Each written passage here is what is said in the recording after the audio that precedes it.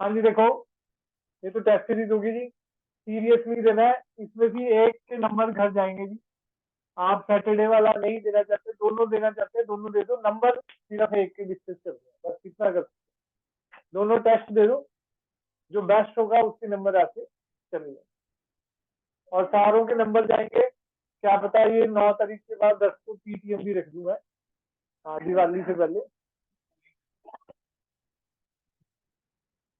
Number बहुत अच्छे है ना।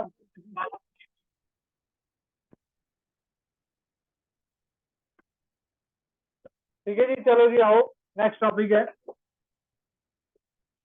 वेव ऑप्टिक्स में। दो टॉपिक हो गए थे, अगला टॉपिक इसको, वो रे ऑप्टिक्स में पहले ही पढ़ लिया, बिहेवियर या effect of wavelength frequency and speed. अगला टॉपिक जो एक्सेल में दिया हुआ है 10.5 पेज पे, effect of wavelength frequency and speed during refraction, during refraction.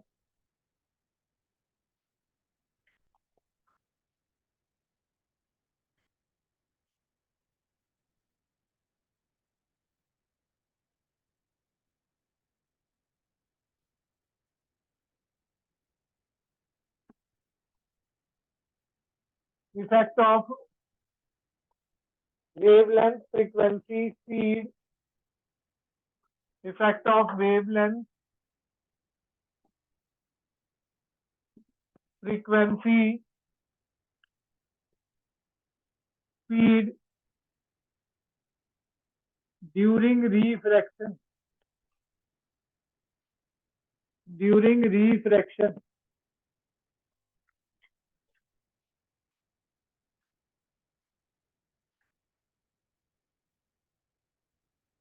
Mu का फार्मूला क्या था?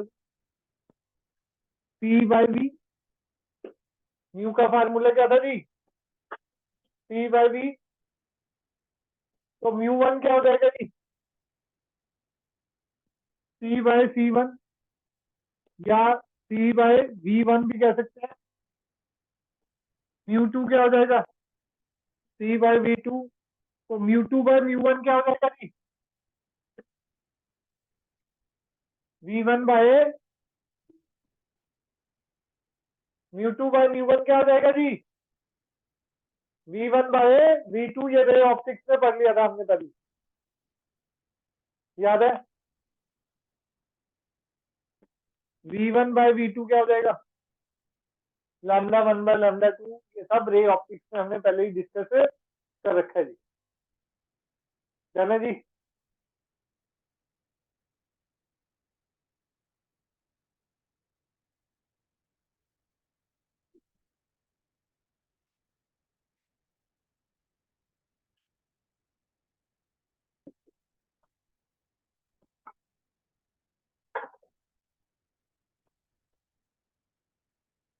हाँ जी, mu two by mu one is equal to v one by v two equal to lambda one by lambda two. Frequency के क्या होता है जी? फ्रीक्वेंसी और फेज इंडिपेंडेंट होता है। फ्रीक्वेंसी और फेज क्या होते हैं जी? इंडिपेंडेंट। फ्रीक्वेंसी और फेज क्या रहते हैं जी? इंडिपेंडेंट। इसके एक मीडियम से दूसरे मीडियम में जब लाइट ट्रेवल करती है तो फ्रीक्वेंसी और फेज चेंज नहीं होता। याद है जी ये सारा? डन है, चले आगे। अगला बुक से ही नोट करना है, ये भी टॉपिक बुक से रीड करना है जो मैंने बताया, ये वाला टॉपिक। अगला टॉपिक भी बुक से रीड करना है, behaviour of prism lens and mirror. Behaviour of prism lens और मिरर।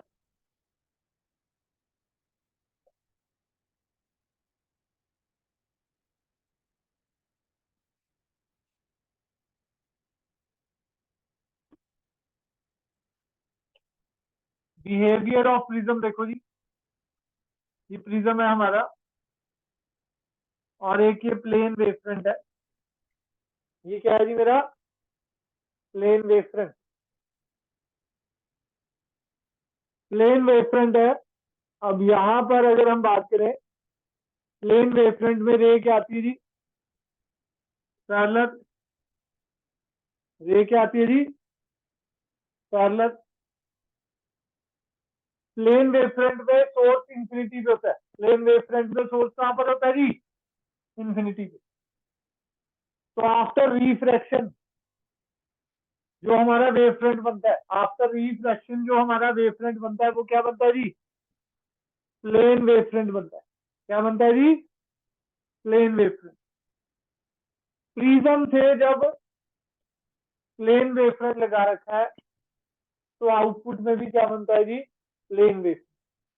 प्रिज्म से हमारा आउटपुट में भी क्या बनता है जी? Plane wavefront. ठीक है जी। अगर हमने कन्वेक्स लेंस लगा रखा है, कन्वेक्स लेंस या कनकेव मिरर, और उसके आगे प्लेन वेवफ्रंट डाला, प्लेन वेवफ्रंट से जो रेज आती है वो मतलब पैरेलल होती है, तो वो फोकस पे कर देंगे जी कन्वेक्स लेंस पे। तो वेव फ्रंट क्या बनेगा जी? कन्वर्जिंग। आउटपुट पे वेव फ्रंट क्या बनेगा जी? Converging wave front. इसमें क्या बना था आउटपुट पे? Plane wave front. मतलब प्लेन वेव फ्रंट लगाया तो आउटपुट पे भी यहाँ पर क्या बना था? Plane wave front. Convex lens में क्या बनेगा जी? Converging wave. Convex lens wave को क्या कर देगा जी? कन्वर्ज कर देगा ना जी। कन्वेक्स लेंस वेव को क्या कर देगा जी? कन्वर्ज।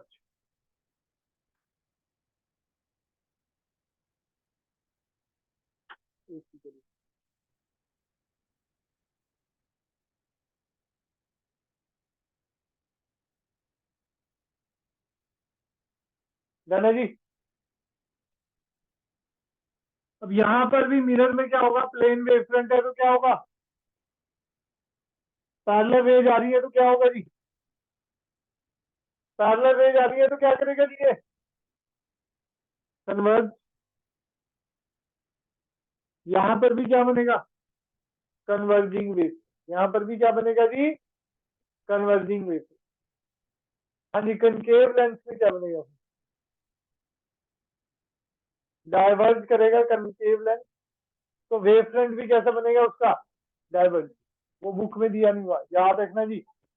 डाइवर्जिंग का पूछ ले, डाइवर्जिंग का अगर पूछा जाए तो हमारा कनकेव लेंस डाइवर्ज करेगा और कन्वेक्स मिरर क्या करेगी जी? डाइवर्ज। कनकेव लेंस अगर आप प्लेन वेव फ्रंट लगाओगे, प्लेन वेव फ्रंट लगा के अगर रेज भेजेंगे वो क्या कर देगा जी? उसे डाइवर्ज। और वेव फ्रंट कैसा बनेगा जी? डाइवर्ज। वेव फ्रंट कैसा बनेगा जी? डाइवर्ज। समझाया जी? कोई डाउट इसका? जाना जी। कन्वेक्स मिरर में भी क्या बनेगा? अगर प्लेन वेव फ्रंट है तो कन्वेक्स मिरर में भी क्या बनेगा भाई?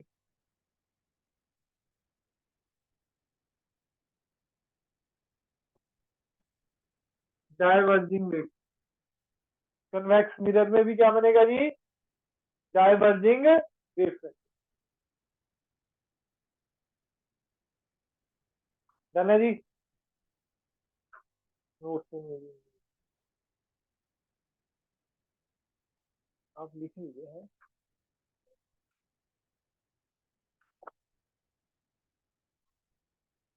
हाँ जी। फर्स्ट सेकंड थर्ड न्यूमेरिकल सारे पुराने वाले टॉपिक से बेस्ड है। पुराना वाला टॉपिक मतलब रे ऑप्टिक्स का mu is equal to c by v फार्मूले में है। ठीक है जी। थर्ड क्वेश्चन में एक थिकनेस का क्वेश्चन है, वो देखते हैं। थर्ड और एक सिक्स कराते हैं फटाफट। नोट कर लीजिए सारा।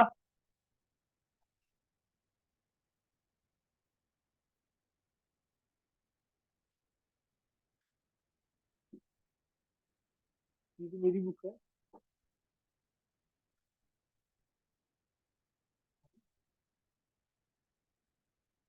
जो छूट गए यहाँ वो मेरी होगी। पूरे जो बैठे हैं यहाँ छूट गए।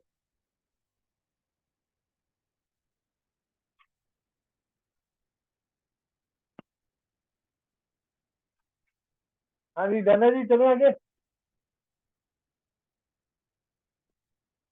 Numerical question number 3। Question number 3। हाँ खोल लीजिए, खोलिए फटाफट पेज नंबर 10.6।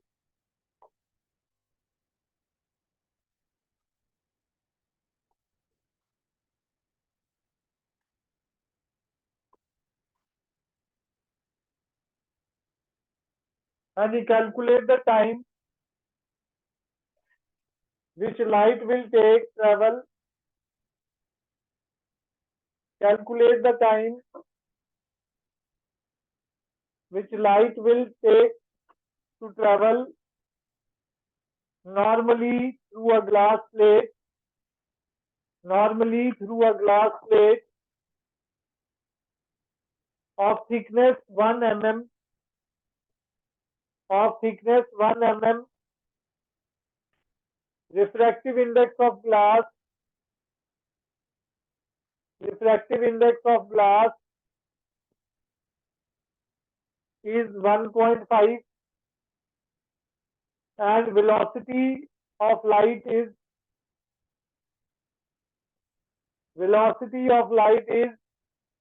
3 into, हाँ जी कहाँ तक लिखा जी, glass plate of thickness 1 mm, full stop.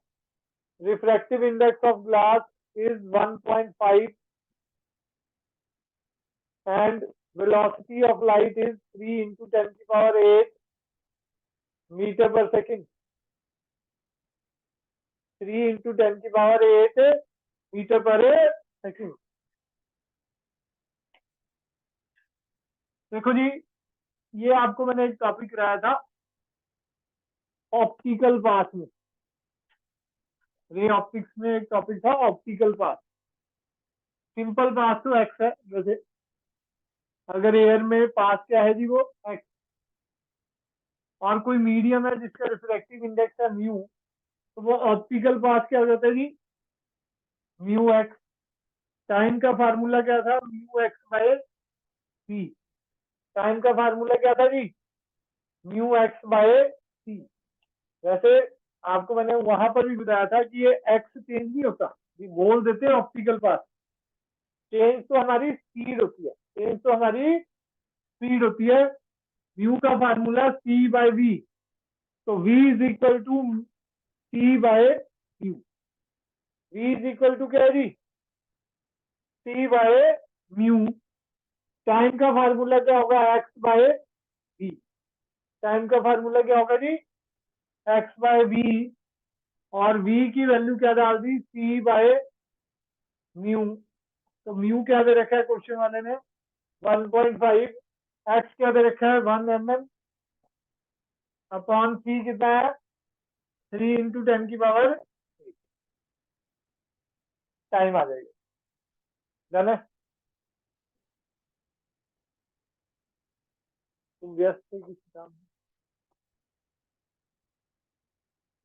हाँ जी, टी का फार्मूला होता है टाइम का डिस्टेंस अपॉन वेलोसिटी।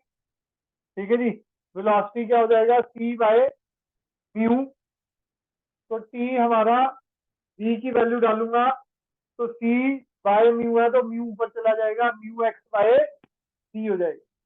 म्यू की वैल्यू 1.5 है, थिकनेस 1 mm दे रखा है, 10 की पावर -3 अपॉन 3 इंटू 10 की पावर 8 मीटर पर सेकेंड। बस यहाँ पर सारी वैल्यू पुट कर दी है, सॉल्व कर लेंगे। ठीक है जी, अब आ जाए 6th क्वेश्चन।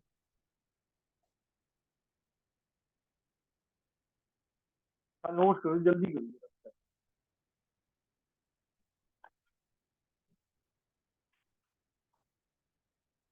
यहाँ से ये मार्कर, वहाँ 2 मार्कर रेड और ब्लैक कहाँ गए? इधर। इनमें ग्रीन डाल।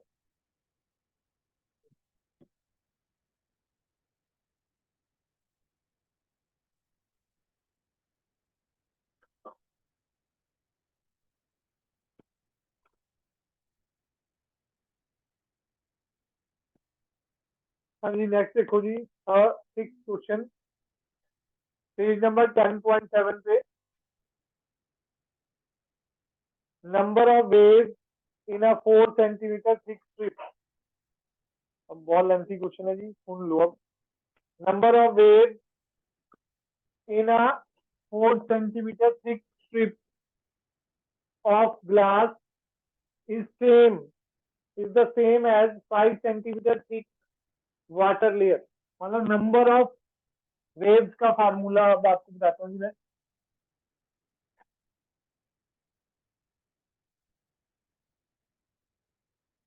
देखो जी, एक वेव की लेंथ क्या होती है जी? हाँ जी अंशु जी, एक वेव की लेंथ। हाँ जी, एक वेव की लेंथ क्या होती है आदित्य जी? हाँ जी जी। हाँ जी,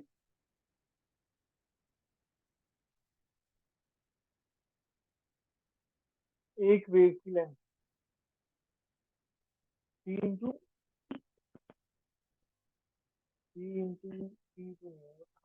टी भी कह सकते। Lambda wave length. तुम तो बस एक वेव की लेंथ को क्या बोलते हैं, वेव लेंथ। कमाल ही करके तुम तो भाई, ऐसे ब्लैंक हो गई जैसे पता नहीं क्या पूछ लिया सर ने तो। एक वेव की लेंथ क्या होती है जी? Wave length lambda. अगर टी थिकनेस है, उसमें एन नंबर ऑफ वेव जा रही है। कितनी नंबर ऑफ वेव जा रही है टी थिकनेस में? N number of wave. तो टी की लेंथ किसके बराबर होगी जी? N lambda. एक वेव की लेंथ लैम्डा, टी थिकनेस है। बंदा भाई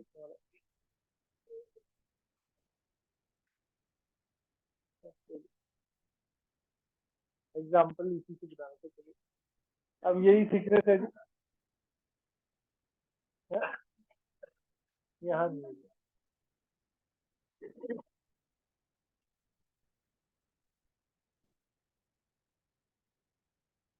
हाँ जी, टी थिकनेस है,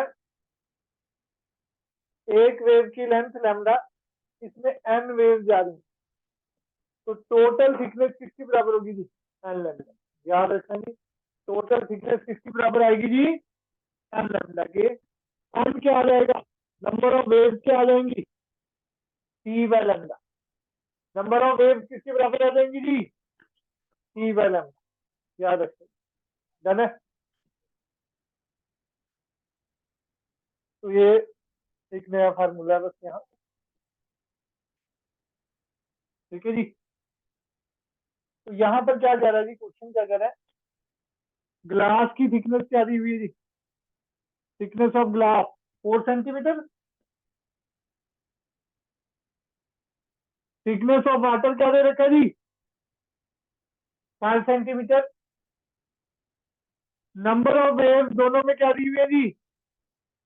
इक्वल। नंबर ऑफ वेव दोनों में क्या दे रखी है जी? इक्वल। क्वेश्चन में कहना यही है कि number of waves in 4 centimetre thick strip of glass is the same as 5 centimeter thick water layer. When the same monochromatic light travel in them, is the refractive index of water is mu water दे रखा है जी 4/3। Mu glass find out करना। क्या find out करना है जी? N का formula आपके पास है, n is equal to t by lambda. तो एन जी क्या हो जाएगा? T g by lambda g. N water क्या आ जाएगा जी? T water by lambda water. Mu g by mu water क्या होगा? Lambda water by lambda. Mu is inversely proportional to wavelength, वो यूज होगा भी। तो टी डब्ल्यू बाय टी जी क्या हो जाएगा? Lambda water by lambda g. Lambda water by lambda g, ये किसके बराबर आ जाएगा जी? Mu g by mu water. Mu g by mu water. Done है जी।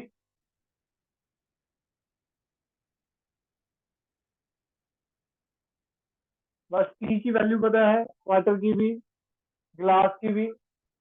म्यू ग्लास निकालना है, म्यू वाटर भी पता है, फाइंड आउट कर लो जी फटाफट।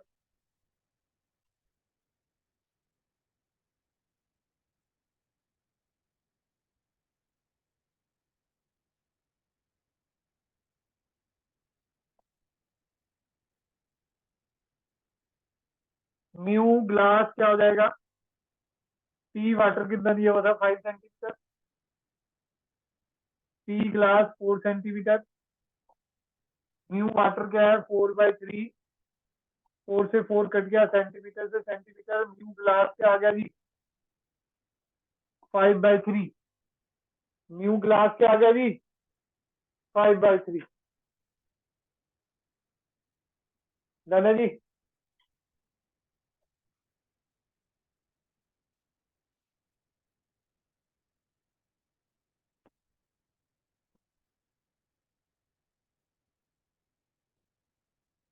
हाँ जी, लेंस तक की ऑब्जेक्टिव असाइनमेंट करनी है आपने,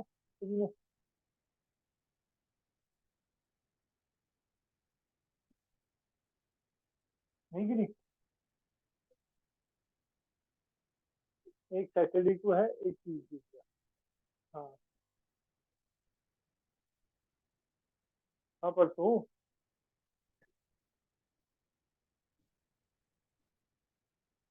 अभी टेस्ट सीरीज बना दी है, उसकी आपको 4 टेस्ट हैं, 4-5। ट्यूसडे को ही मेन है, सैटरडे तो मेरे को पता ही है क्या कह रहे हो।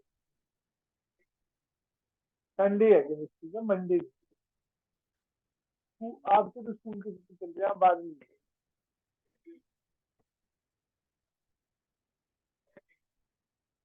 हाँ ट्यूसडे को दे दो, सैटरडे को थोड़ी लेंथी क्लास लेगी साथ में।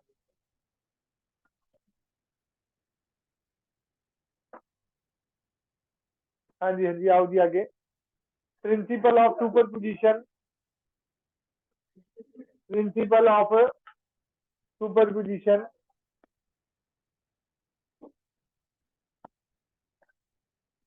हाँ भाई,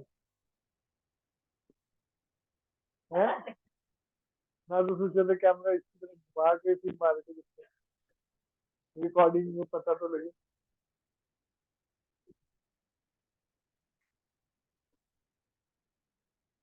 है?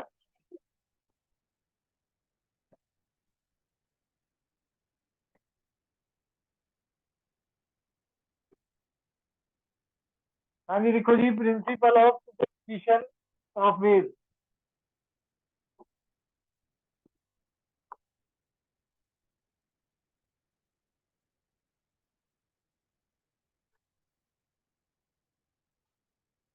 हाँ जी, 2 असाइनमेंट रह गई है, प्रिज्म और इंस्ट्रूमेंट की, वो कंप्लीट करके लाए। नेक्स्ट क्लास में 6 से 7 ऑब्जेक्टिव असाइनमेंट डिस्कस होगी री ऑप्टिक्स। आपको एक टेस्ट में री ऑप्टिक्स का एज असाइनमेंट दे दूंगा, ठीक है जी। अब जो सैटरडे को टेस्ट था वो असाइनमेंट दे दूंगा, और ठीक है। हाँ, ट्यूसडे को फिर एक ही टेस्ट है, वही नंबर फिर घर जाएंगे, ठीक है जी। बाकी दो, जो मौके दो लेना चाहे वो दो दे सकता है, सैटरडे को भी दे सकता है, वो फिर पहले देना पड़ेगा एक।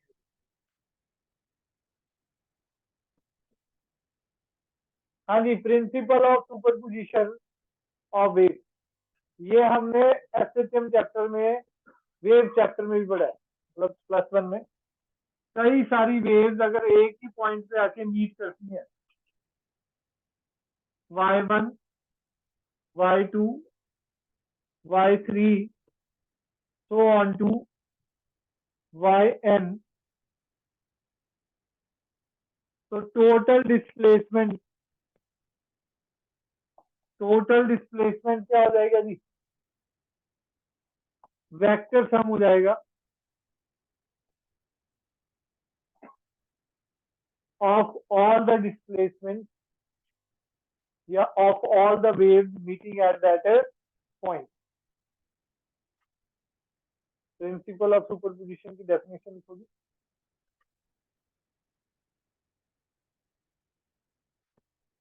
when a number of waves run a number of waves traveling through a medium, run a number of waves traveling through a medium, superpose each other, superpose on each other. The resultant displacement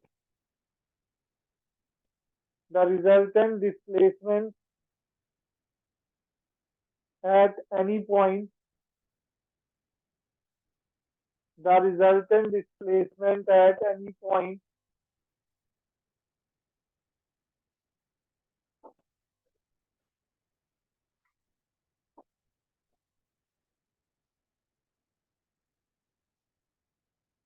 resultant displacement at any given instant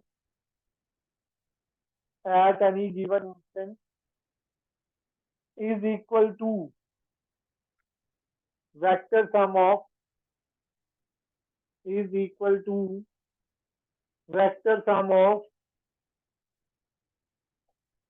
the displacement vector sum of the displacement due to individual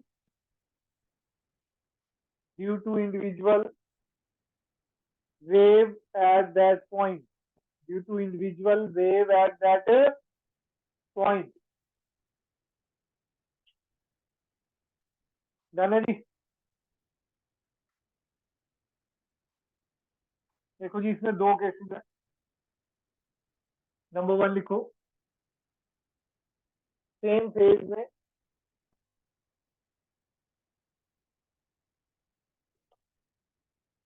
number one, if two waves meet at same phase, two waves meet at same phase,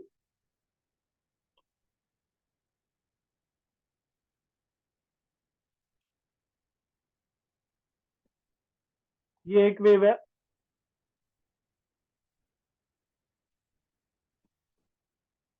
ये दूसरी wave है, दोनों same phase पे meet कर रही है। ये y1 है, ये y2 है। सेम फेज कैसे है जी Mahi ji? How we can say that these waves are in same phase?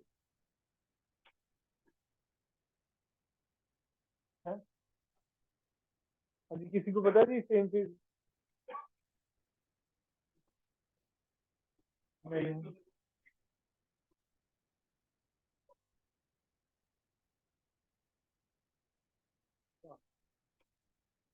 दोनों की डायरेक्शन सेम है और मीन पोजीशन को सेम पॉइंट पे कट कर रहा है। मीन पोजीशन को सेम पॉइंट पे कट कर रहा है। बाकी आपका भी सही है, स्टार्टिंग और एंडिंग पॉइंट सेम है, पर वो आउट ऑफ फेज में भी हो सकता है। वो किस में भी हो सकता है जी?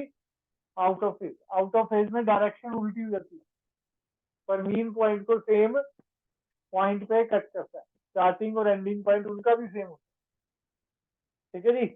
सेम फेज में आएगा तो ऐड हो जाएगी, ऐड हो जाएगा तो रिजल्टेंट एम्पलीट्यूड इंक्रीज हो जाएगा। रिजल्टेंट एम्पलीट्यूड क्या हो जाएगा जी? इंक्रीज। रिजल्टेंट एम्पलीट्यूड क्या हो जाएगा जी? इंक्रीज हो जाएगा।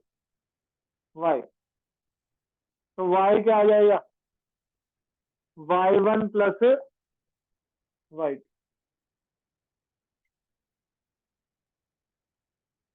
इसमें ऐड हो जाएगा जी। ठीक है जी। अगर आउट ऑफ फेज आएगा, second case, if two waves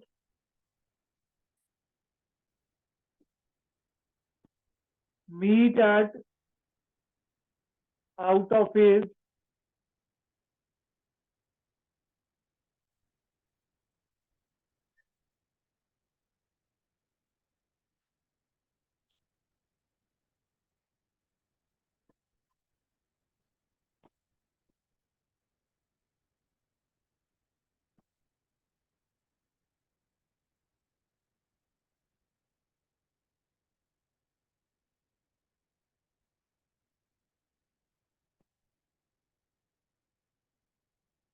देखते रहे हम कि कहीं कई बार लीव भी कर जाता है। ठीक है विनय भाई, जितने बंदे चेक कर लिए बाहर चले गए थे, सब वो सेटिंग नहीं है।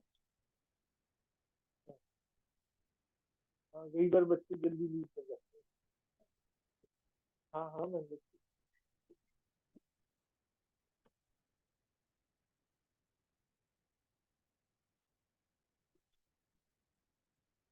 ये y1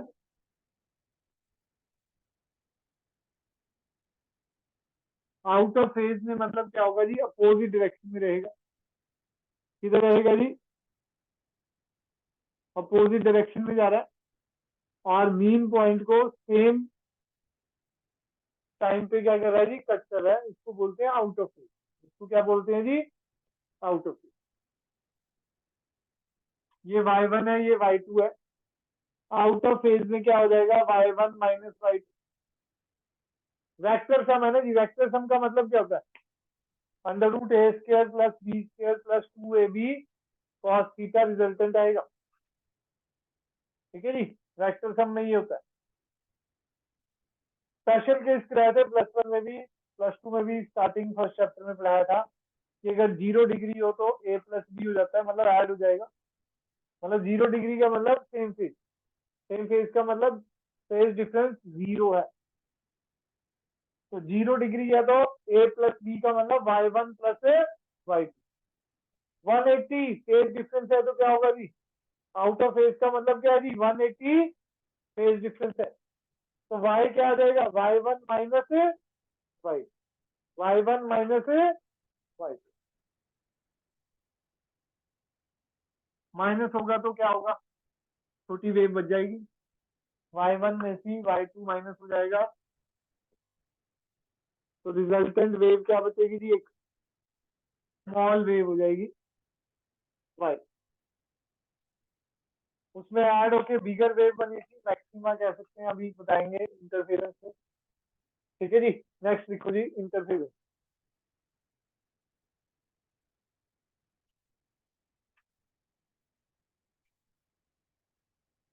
हाँ जी, अगला टॉपिक है जी इंटरफेरेंस। रीडिस्ट्रीब्यूशन ऑफ, देखो जी definition, redistribution of light energy, redistribution of light energy when light from two coherent sources, when light from two coherent sources superimpose on each other. Redistribution of light energy when light from two coherent sources superimpose on each other.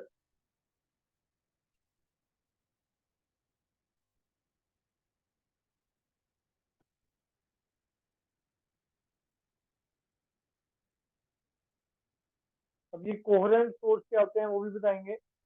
पहले types of interference की सुनिए।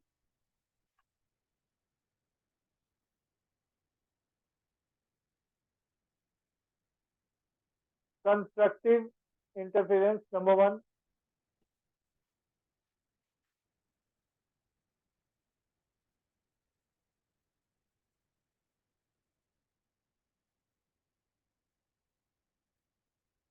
constructive interference when light from two coherent sources,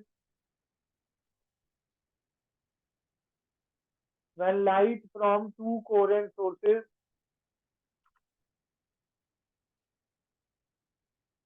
superimpose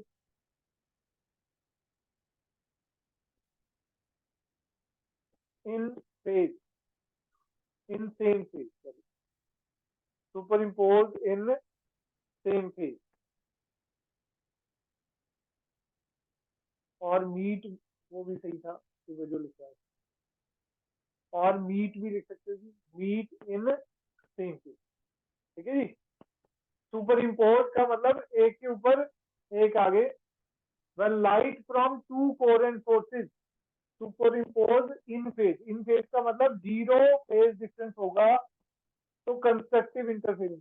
zero कब हो रहा है जी?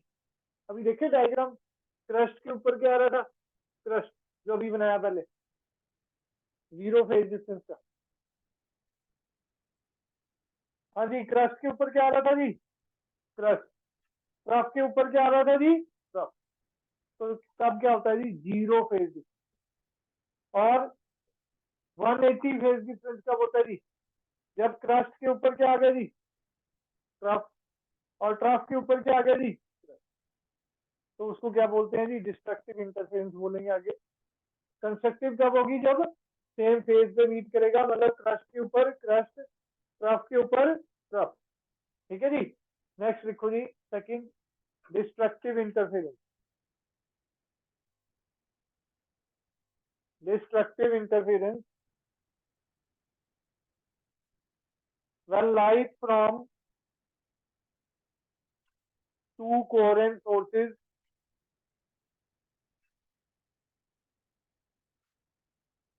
when light from two coherent sources superimpose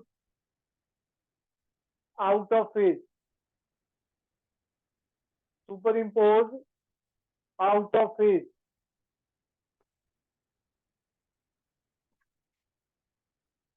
done है जी। देखो जी, what are coherent sources?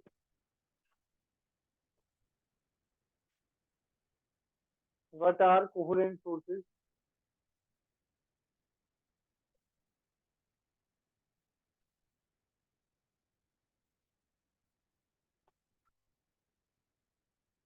देखो जी, दो सोर्सेज ऑफ लाइट को कब कोहेरेंट कहा जा सकता है, यहाँ से समझना।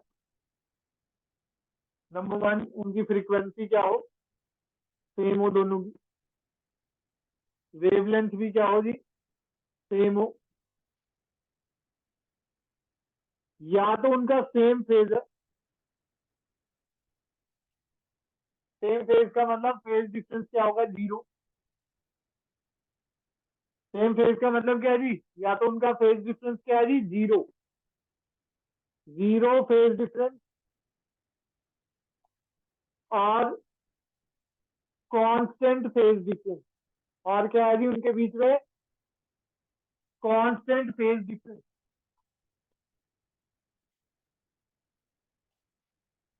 तो इसी को कंबाइन करके डेफिनेशन आ जाएगी, two sources are said to be coherent, two sources are said to be coherent when they have same frequency, comma, wavelength with a zero or constant phase difference, with a zero or constant phase difference।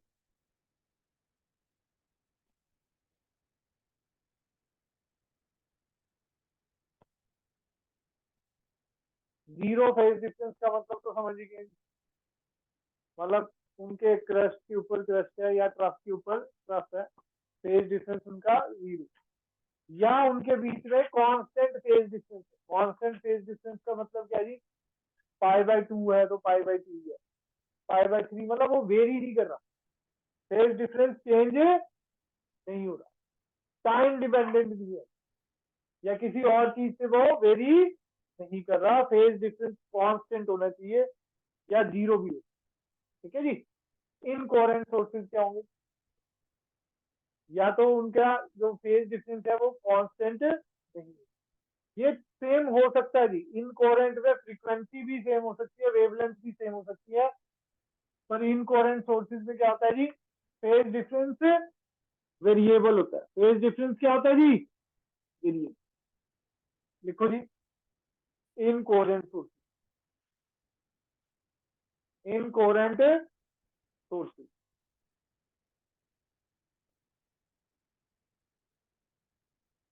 two sources of light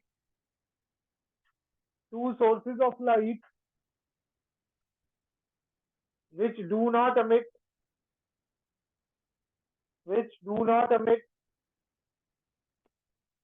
light waves which do not emit light waves with a constant phase difference, which do not emit light waves with constant phase difference, are called incoherent sources. Are called incoherent sources. Page number 10.11 पे आपने लिख के लानी है कि conditions for obtaining to coherent sources. 10.11 पे condition for obtaining to coherent sources.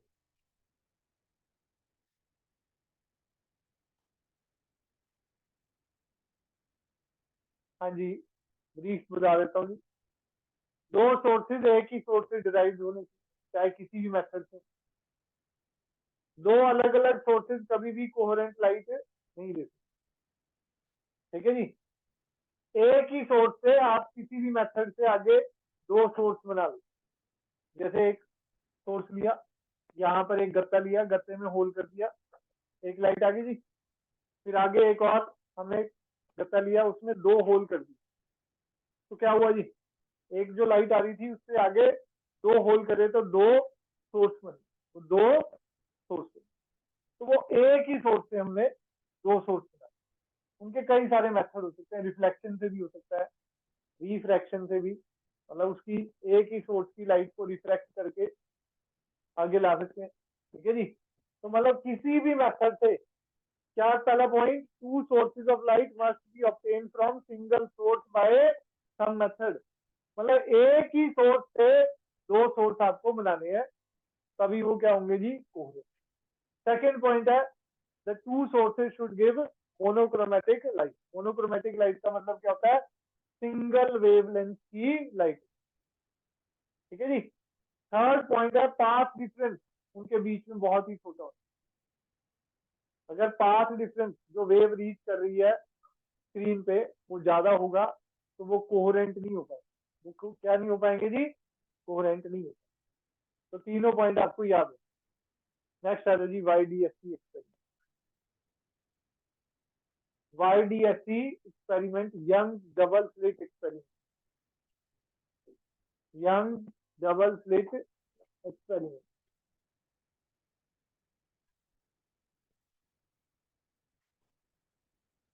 हाँ जी, 10.9 page पे थी है काफी सारी इसकी। ठीक है जी। डेरिवेशन मेन ये है, condition for constructive and destructive interface, वो कराऊंगा आज, उसके बाद ही छुट्टी होगी जी। प्लान किया 6:20 तक भी हो सकते हैं, 25 भी हो सकते हैं। ठीक है जी।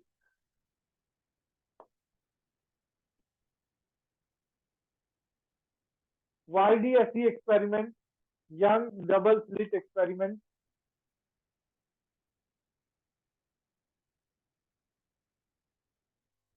वही एक स्लिट ली जी। ठीक है जी। एक ऐसे पूरा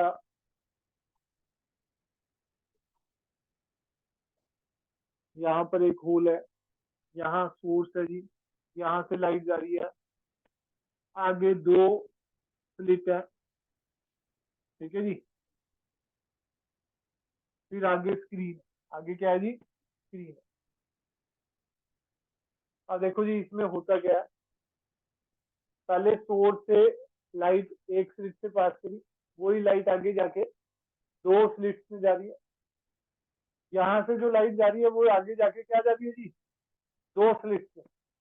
फिर वो जो दो स्लिट से जा रही है आगे, वो स्क्रीन पे पैटर्न बना रही है। स्क्रीन पे पैटर्न कैसा बनेगा, ऑल्टरनेट ब्राइट और डार्क ब्राइट। ब्राइट का मतलब कंस्ट्रक्टिव इंटरफेस, कंस्ट्रक्टिव मतलब सेम फेज में मीट कर रहा है। जो पिछला टॉपिक है उसी से सारा रिलेटेड। सेम फेज का मतलब क्या है जी, क्रस्ट के ऊपर क्रस्ट, ट्रफ के ऊपर ट्रफ आ गया तो कंस्ट्रक्टिव इंटरफेरेंस। कंस्ट्रक्टिव इंटरफेरेंस तो क्या बनेगा, ब्राइट। ब्राइट फ्रिंज का मतलब मैक्सिमा। क्रस्ट के ऊपर ट्रफ आ गया, क्रस्ट के ऊपर ट्रफ आ गया, आउट ऑफ फेज हो गया, क्या हो गया जी, आउट ऑफ फेज। तो क्या होगा जी, डिस्ट्रक्टिव इंटरफेरेंस।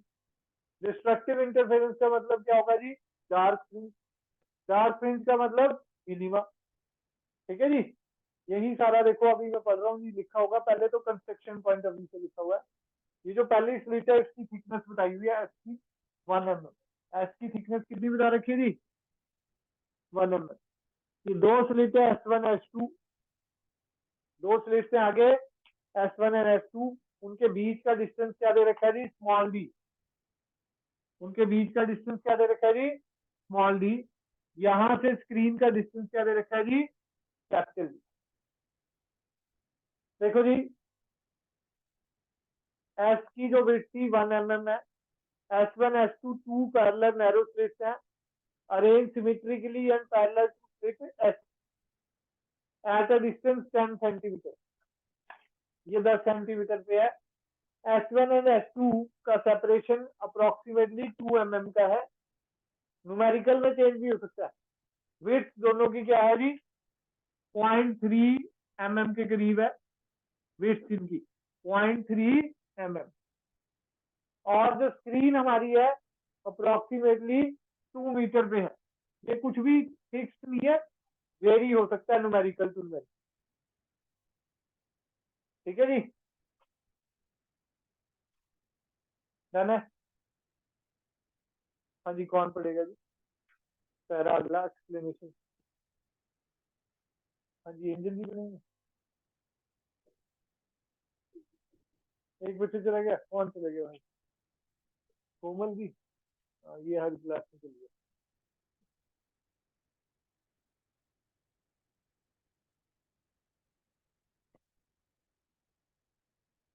हाँ जी, पिछली क्लास में तो बलविंदर जी की चलती थी।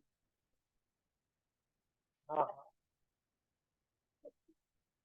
सुबह से फिर क्लास के लिए नेट बचा के।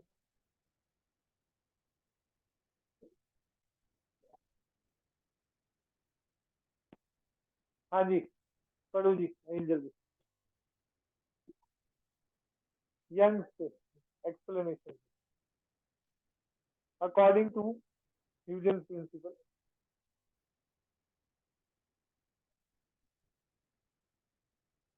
आप बहुत आगे चले, यहाँ पढ़ा रहा हूँ अभी तो। हाँ जी, अकॉर्डिंग टू ह्यूजेंस प्रिंसिपल। देखो स्लिट से जो वेवलेट्स निकलेंगी सिलेंड्रिकल, क्योंकि स्लिट क्या होता है, लाइन सोर्स होता है। होल होता था वो पॉइंट सोर्स होता है। होल होता था वो क्या होता जी, स्लिट ऐसे होती थी, वो एक तरह से लाइन सोर्स है। यहाँ से जब लाइट निकलेगी तो वो एक सिलेंड्रिकल वेव फ्रंट में, cylindrical wave front. Solid line को क्रस्ट बोला गया है, डॉटेड लाइन को ट्रफ बोला जाएगा। आगे आप एक डायग्राम और देख रहे हैं, उसमें सॉलिड और डॉटेड लाइंस लगी हुई, सॉलिड और डॉटेड लाइंस लगी हुई। Red marker, red marker.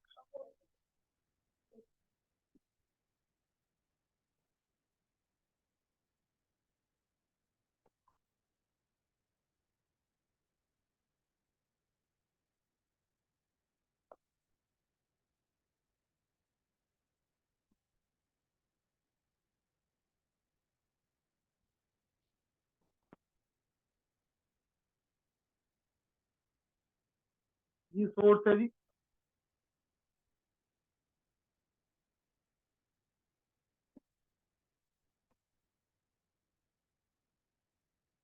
S1 S2 दो आगे, एक स्लिट हमने यहाँ बनाई थी, यहाँ से सॉलिड लाइन निकली,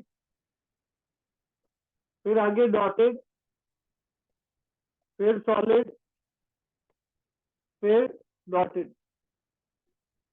देखो जी, वेव में क्या जाएगा, एक सॉलिड लाइन का मतलब क्रस्ट, फिर डॉटेड लाइन का मतलब ट्रफ। वेव ऐसे ही जाएगी ना जी, क्रस्ट और ट्रफ से। ठीक है जी,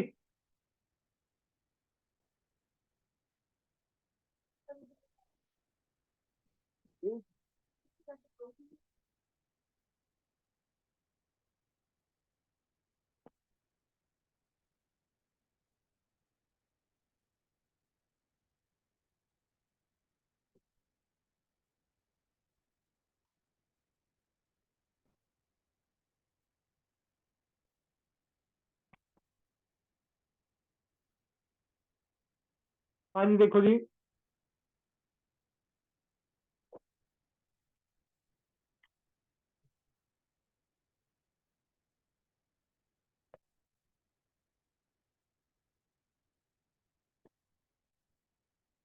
सिर्फ 3 ही लाइनें बनानी है, बुक में बहुत सारी लाइनें बनी है, वो फिर आपको समझ नहीं आएगा क्या हुआ होगा। यहाँ समझ लो अच्छी तरह से।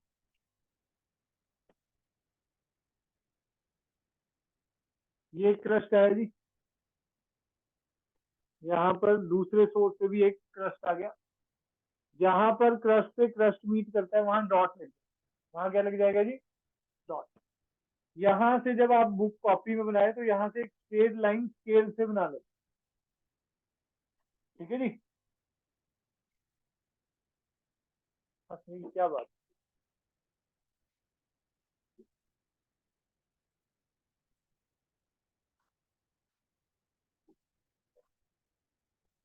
यहाँ से क्या आएगा जी, ये रफ आ गया जी हमारा।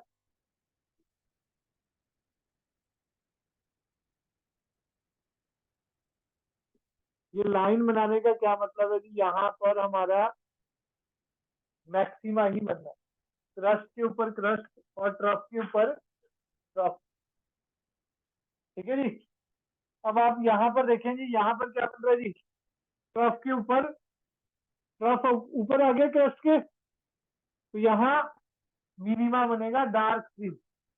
यहाँ पर भी देखो जी, यहाँ पर भी क्या बन रहा है जी, मिनिमा। ये डॉटेड लाइन के ऊपर सॉलिड लाइन आ गई ना जी, ठीक है जी। फिर तीसरा, फिर से हमारा क्या आ जाएगा, क्रस्ट। बस 3 लाइनें ही ड्रॉ करनी है, ज्यादा ड्रॉ करने जाओगे तो फिर,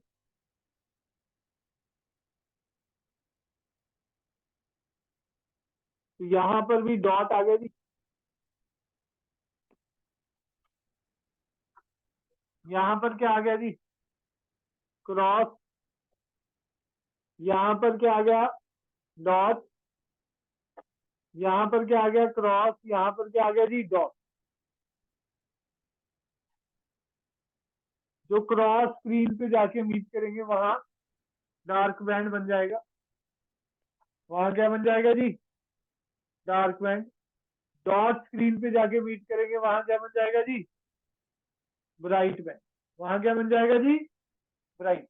ये डॉट मीट कर रहे थे यहाँ पर ब्राइट बैंड हो गया। यहाँ पर क्रॉस मीट कर रहे थे, यहाँ पर डार्क बैंड हो गया। यहाँ पर क्या हो गया जी, डॉट मीट कर रहा है जी, ब्राइट। यहाँ पर डार्क, यहाँ पर क्या बन गया जी, ब्राइट।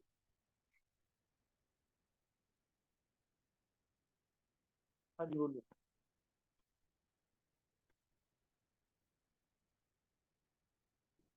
सुना है खुद, ये तो बिल्कुल लिखने वहां बनेगा नहीं, प्रैक्टिस के लिए। हाँ जी जी,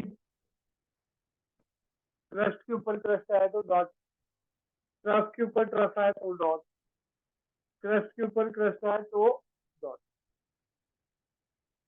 ठीक है जी।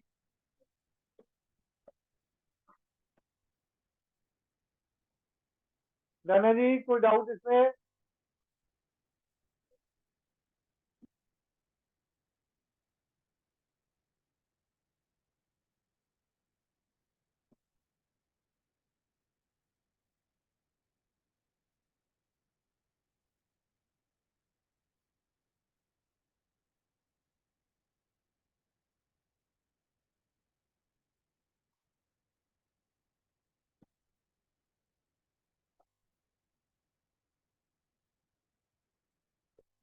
हो गया जी सभी का?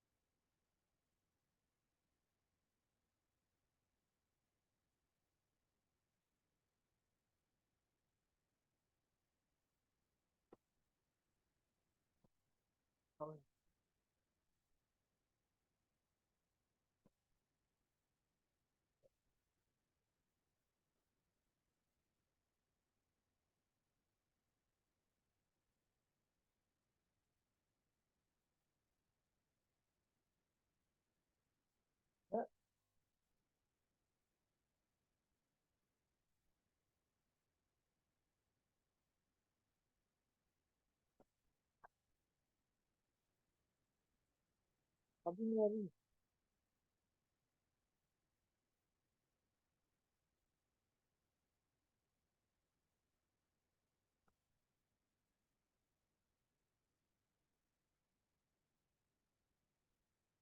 वीडियो बन रहा है।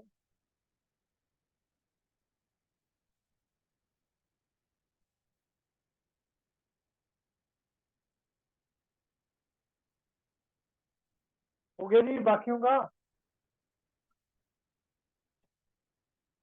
घर जाके मिला लेना जिनके रह गया भाई। हाँ जी देखो लिखो, लिखना नहीं है, रीड करना है। Eight lines leading to O, ये ओ पॉइंट है।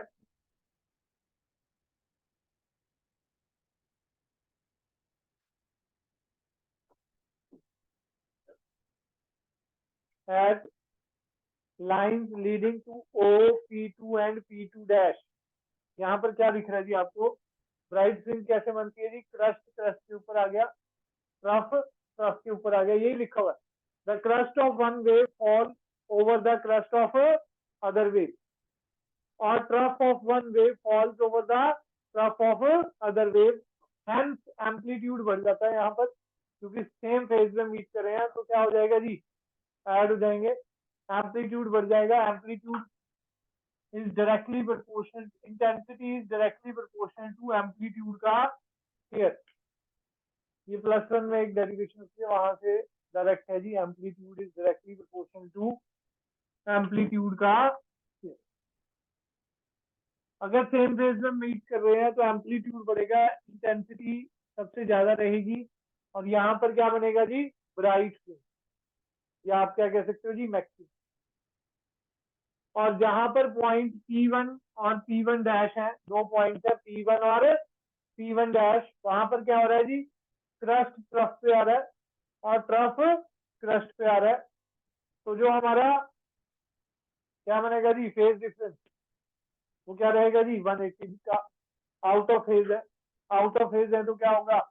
एम्पलीट्यूड डिक्रीज करेगा, एम्पलीट्यूड डिक्रीज करेगा तो इंटेंसिटी भी डिक्रीज करेगी, और वहां पर क्या बनेगा? डार्क फ्रिंज और मिनिमा।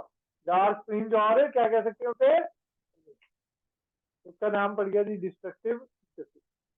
आज यहीं तक है, अब टेस्ट है जी अपना, दो डेरिवेशन जो, ठीक है जी, लास्ट क्लास में कराई थी।